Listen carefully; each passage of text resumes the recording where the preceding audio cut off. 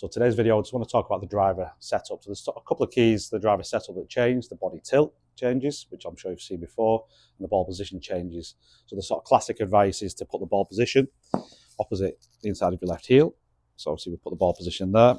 Obviously there's a bit of a flaw with that, which we'll talk about in a second. And then the other classic advice is to touch your right knee to create your body tilt. So the right knee, touch your right knee, creates body tilt.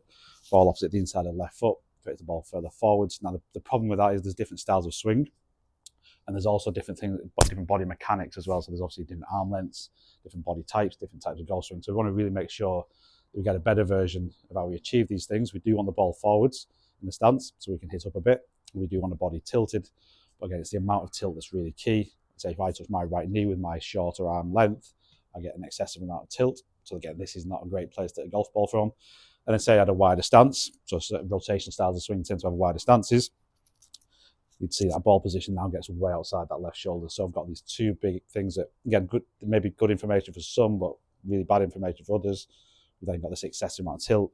I've either got heavy shots or top shots when it hits it. So the big thing is how to achieve, obviously, and the whole point of this video is how to achieve a better version of those two things. So the reference point for the ball position, we don't really want to use the left foot because for different people, that's going to be in different positions depending on their swing style. So we want to use the left armpit as the reference point. So this is where the ball position is going to be between the armpit and the shoulder joint itself. So use that as almost the hub of the circle. So again, imagine that's the swing being a circle. We want to use this as the sort of the point we're going to be swinging around. So again, if the foot is over here, we're in it way on the outside of that circle too much. So that's the first thing. Use the upper body for your ball positions. So again, use the left armpit or left shoulder as your reference for the driver. Again, I have a relatively wide stance, like a rotational style of swing. So my wide stance, if I put the ball over there, I'm in real big trouble. So obviously I would have the ball actually a little bit inside that left heel because that's where my left shoulder is going to be.